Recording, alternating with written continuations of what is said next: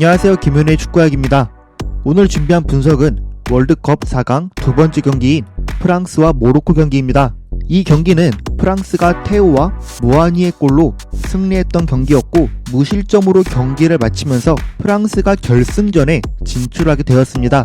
특히 프랑스는 음바페와 덴벨레처럼 빠른 선수들을 활용하기도 했고 변칙적인 전술을 보이면서 모로코의 탄탄한 수비를 뚫어냈습니다. 다만 제목에서도 알 수 있듯이 프랑스는 본인들이 가장 잘할 수 있는 걸 준비하기도 했지만 반대로 약점이 될 만한 부분도 분명히 있었는데요.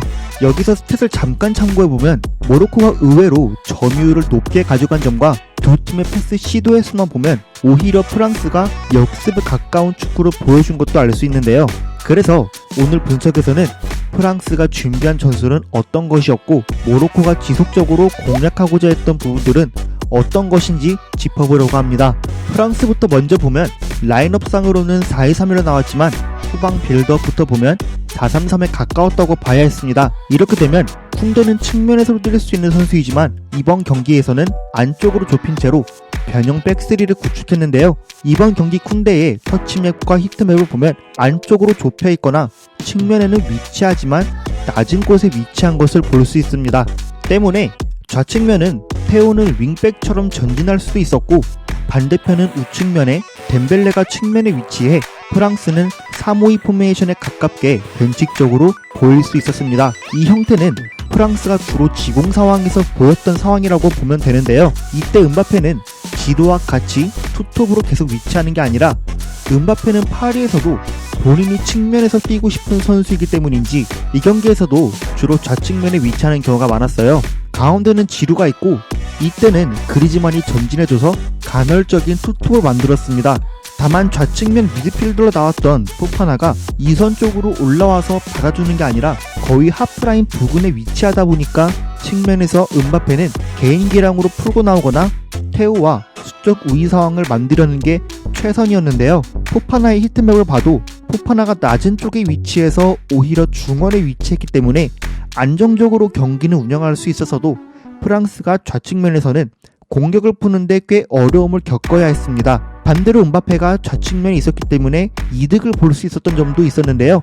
좌측면은 안정적으로 운영되어도 볼이 다시 중앙에서 빌드업을 진행할 때는 음바페는 안으로 들어와서 모로코의 윙백과 센터백 사이에 위치했습니다. 그리즈만도 우측 하프 스페이스 공간에서 종방향으로 이동 동선을 가져갔기 때문에 모로코가 5-4-1 수비를 할 때 세 센터백이 일단 한 명씩은 마크할 수 있는 상황이 되는데요. 그러나 모로코의 하키미는 지속적으로 음바페가 사이 공간에 위치하다가 페널티 박스 안으로 들어올 때 하키미가 음바페를 마크하면서 뒤에서 들어오는 테오 에르난데스를 자유롭게 놔주는 상황들이 많았습니다. 대표적인 두 장면을 뽑아봤는데 득점 장면을 볼 수 있습니다. 물론 이 장면은 그리즈만이 오프사이드 위치에 있다가 안으로 들어오는 과정에서 야미크가 미끄러지는 변수가 발생되었고 이후 상황에서 한 명씩 마크가 잘 되어 있다고 볼 수 있는데요.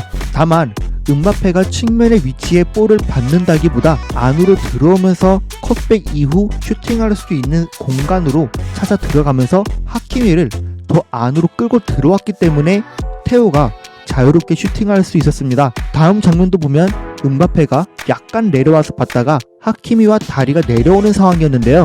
이럴 때도 포파나가 다시 리턴 받을 수 있는 공간에 위치하고 측면으로 내주면 테오에게 또 프리한 상황이 발생될 수 있었습니다. 이런 식으로 프랑스는 음바페 말고도 지루가 내려와서 상대 선수를 끌어당겼을 때 다른 선수들이 활용할 수 있도록 했기 때문에 초반에는 지공 상황으로 프랑스가 분위기를 주도할 수 있었습니다. 이제 프랑스가 수비할 때를 보면 프랑스는 꾸준히 기다리는 수비를 선택했는데요. 모로코가 5-4-1로 나왔을 때보다 4-5-1로 나왔을 때가 더 길었기 때문에 4-5-1로 나왔다고 기준을 두겠습니다.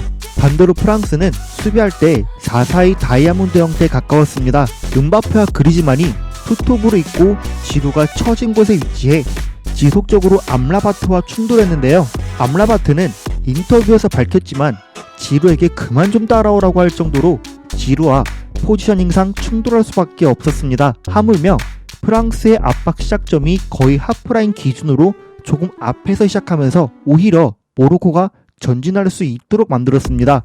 그래서 모로코가 후방에서 빌드업을 시작할 때 음바페는 최대한 앞에 있는 센터백만 물고 그리즈만이 센터백을 압박하다가 센터백이 이동하는 동선에 따라 지루와 스위칭되는 움직임을 가져갔는데요. 데샹은 상대가 먼저 들어오길 기다렸다가 볼을 뺏으면 음바페와 덴벨레의 주력을 활용하겠다는 의도였기 때문에 최대한 지역 수비를 통해 볼을 탈취하는 게 첫 번째 목표였습니다. 그래서 덴벨레를 3선 측면에 위치시켰는데요.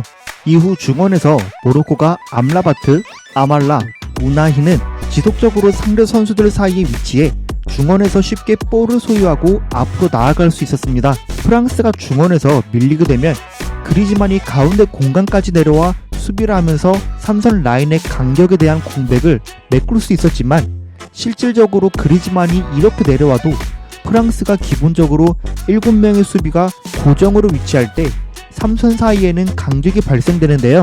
프랑스 공격수들은 1차 수비 위치만 잡고 있기 때문에 모로코의 미드필더들이 쉽게 사이 공간의 위치에서 전진할 수 있었습니다. 쉽게 측면이 열리거나 2선 공간이 오픈되는 경우가 많았고 후반전에는 그리즈만을 아예 내리고 4사이로 3선을 밀집하게 만들었지만 좁은 간격을 위치하고 음바페와 지루는 1차적으로 위치만 잡고 있었는데요. 모로코 기준으로 음바페가 위치한 오른쪽이 특히 음바페가 위치하면서 더 쉽게 열렸습니다. 하키미가 상대 풀백을 먼저 끌어당기고 포파나가 센터백과 풀백 사이 공간을 커버하지만 지에시 같은 선수들이 3자 패스를 통해 측면을 활용하면서 측면에서는 비교적 쉽게 접근할 수 있었고 프랑스는 측면을 2명에서 3명의 선수를 커버해야 했기 때문에 어려움을 겪어야 했습니다. 주로 이런 장면인데 포파나는 음바페가 내려와서 수비해주는 걸로 생각했는지 측면 공간에 공간이 많이 내주고 안쪽으로 좁혀있죠. 여기서 포파나가 안으로 좁혀있다가 풀백이 하키미를 대응하게 만드는데 거리가 멀다 보니 하키미는 여유있는 공간과 시간이 생기고 쉽게 바깥쪽으로 내줄 수 있게 되고 포파나도 쉽게 내주면서 지에시한테 공간이 오픈되고 또 사이 공간을 이용하면서 접근할 수 있었습니다. 따라서 프랑스는 음바페라는 빠른 선수를 활용하기 위해 2점을 통한 확실한 득점에 성공하기도 했지만 양날의 검처럼 실점의 원인이 되는 순간도 분명히 있었다는 것을 의미하고 있는 이번 경기였습니다. 제가 오늘 준비한 분석은 여기까지입니다. 재미있고 유익하게 보셨다면 구독과 좋아요 부탁드리고 여러분들의 의견도 댓글로 남겨주세요. 감사합니다.